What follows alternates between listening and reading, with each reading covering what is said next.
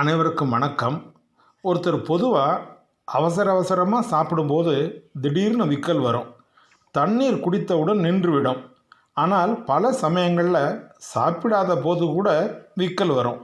அப்போது அவரை யாரோ நினச்சிக்கிறாங்க, அதனால தான் விக்கல் வருது அப்படின்னு சொல்லுவாங்க. ஆனால் இது உண்மையல்ல. விக்கல் வருவதற்கு பல காரணங்கள் உண்டு.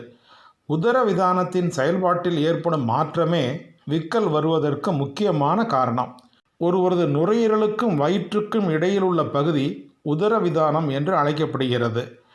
இது ஒரு சவ்வு ஆகும். நுரையீரலை சுருங்கி விரிய வைத்து மூச்சை இழுத்து விட உதவுவதுதான் இதனுடைய பணியாகும்.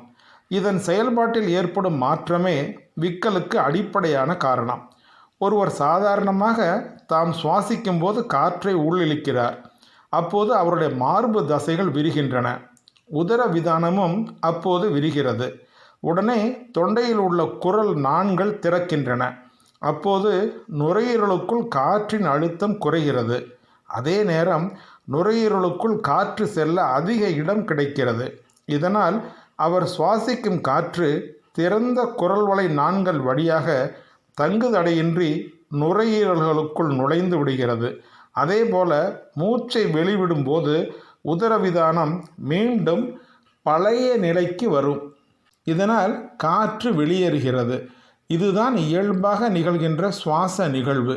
மூளை ஃபெரினிக் என்ற நரம்பின் வழியாகத்தான் உதரவிதானத்தை இயக்குகிறது.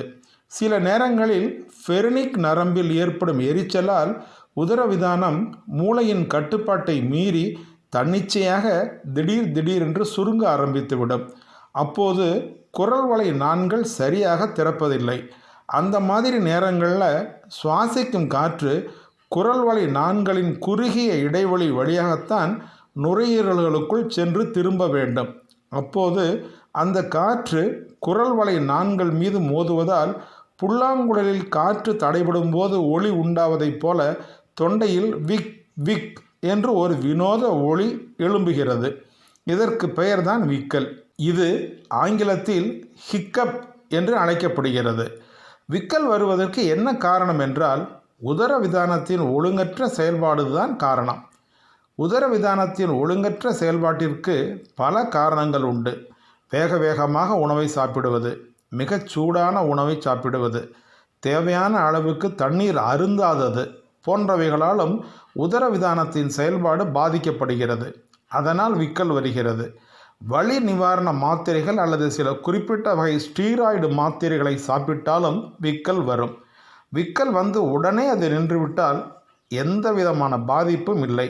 ஆனால் சிலருக்கு 2 நாட்களுக்கும் அதற்கு மேல் 1 மாதம் வரையிலும் விக்கல் நீடிக்கக்கூடும். விக்கல் இப்படி தொடர்ந்து நீடித்தால் அது ஏதாவது ஒரு நோய்க்கான அறிகுறியாகும். இரைப்பை பாதிப்பு, மூளை பாதிப்பு, சிறுநீரக கோளாறு, நுரையீரல் பாதிப்பு, கல்லீரல் கோளாறு, குடல் அடைப்பு, கணைய அழற்சி, ஃபெரினிக் நரம்பு பாதிப்பு போன்றவை கூட தொடர் விக்கலுக்கு காரணங்களாக இருக்கலாம். இது போன்ற தொடர் விக்கல் இருந்தால் மருத்துவரை அணுகுவதுதான் சரியான வழியாகும். சாதாரண விக்கலை நிறுத்துவதற்கு சில எளிய வழிகள் உள்ளன. மூச்சை நன்றாக உள்ளிழுத்து அடக்கிக் கொள்ள வேண்டும். 20 எண்ணும் வரை மூச்சை வெளியில் விடக்கூடாது. பிறகு மூச்சை வெளியில் விட வேண்டும்.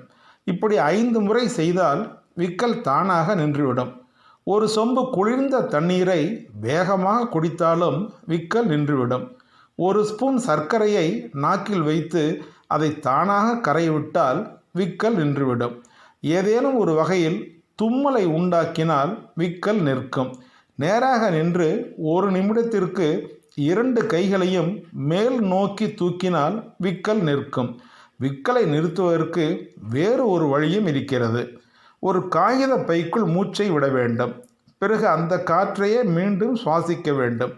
இவ்வாறு 20 முறை செய்தால் இரத்தத்தில் கார்பன் டை ஆக்சைடு அதிகரித்து விக்கல் நின்றுவிடும்.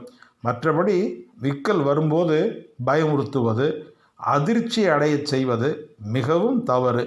அப்போது வேறு பாதிப்புகள் ஏற்பட வாய்ப்பு அதிகம். எனவே விக்கலை சாதாரணமாக நினைத்துவிடக்கூடாது. அது எப்படிப்பட்டது, எதனால் வருகிறது என்பதை கவனித்து பார்க்க வேண்டும். அது சாதாரண விக்கலாக இருந்தால் உடனே நிறுத்தி விடலாம்.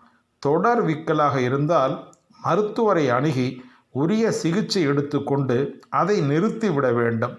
அப்படி செய்தால் உடல் நலமும் மனநலமும் நன்றாக இருப்பது மிகவும் நிச்சயம். அனைவருக்கும் நன்றி.